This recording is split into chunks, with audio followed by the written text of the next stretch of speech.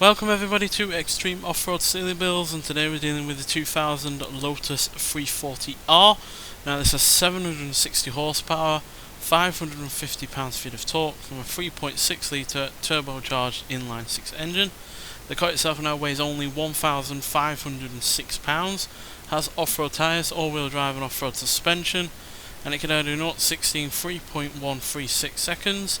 And 0 to 105.987 seconds, while going on to a top speed of 204 miles an hour. So obviously this is more of a track car than a road car, although it can do both, and as a result the off-road capability is on the low side of things, but because it is a track orientated vehicle, the braking and launch acceleration are all excellent, top speed is fairly decent, and the handling is also fairly good as well, considering it's now got off-road tyres and off-road suspension, although the suspension itself has only raised it by 0.96 of an inch, so it's not even raised it by more than an inch, so it's higher than normal but not radically so. So to be honest, I don't think this is going to be the best vehicle that we've had on this series, or at least not the best suited vehicle for this series, but as we have seen many times, being suitable for this series does not necessarily mean you're going to be quick, and the opposite of that is also true. So yeah,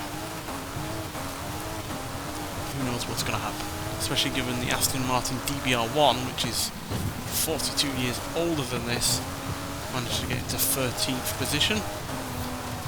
The fastest Lotus that we've had on this series has gotten into 31st position so far, and that was the Evija, although that was taken out quite a while ago, so it has slipped down the leaderboard ever so gradually.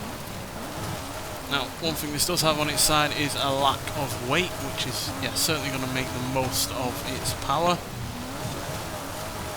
but it also means it can be chucked around a little bit. A bump there offset me from being able to go through the checkpoint, so use one of our free rewinds there.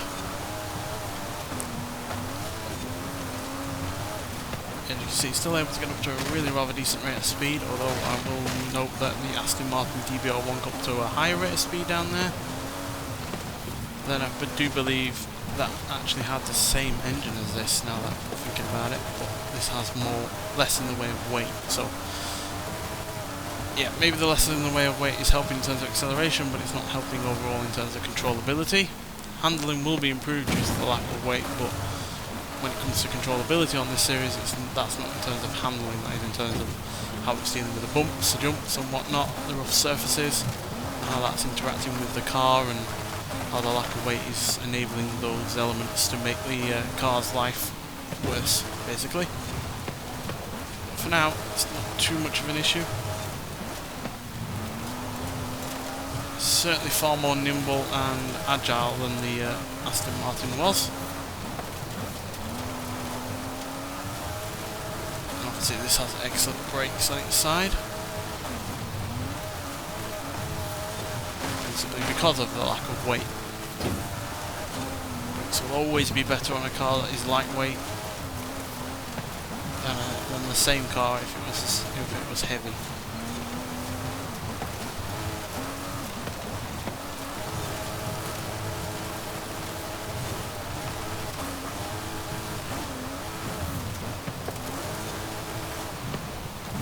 Obviously we are well and truly out of our comfort zone with this car, but so we're with the DBR1, and that still proved to be properly quick, so I'm hoping the newer design on this car, along with the superior brakes, will help us be even quicker than that car. I hope we are at least quicker than the Evija. It would be nice to have Lotus in the top 30 at least.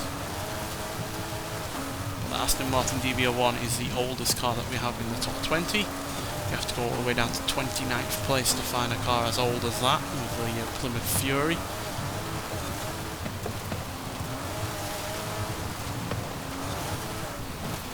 Maybe we can get two more different cars from that same year, quite frankly.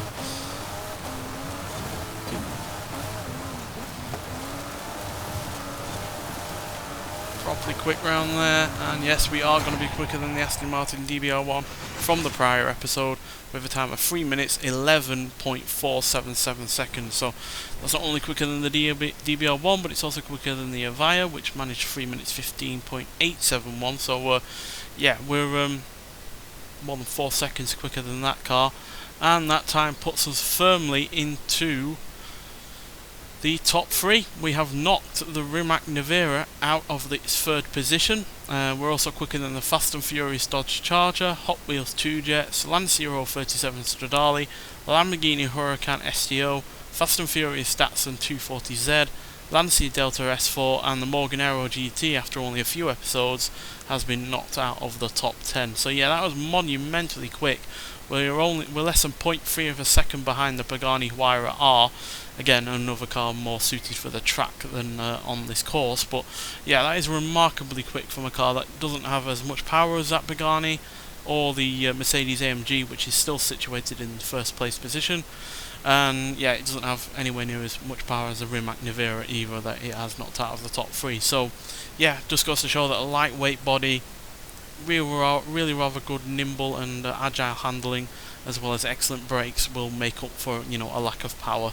And yeah, that has put in a remarkable time, far faster than I was expecting, to be honest. But yeah, nonetheless, thank you for watching, and I'll see you in the next one. Bye.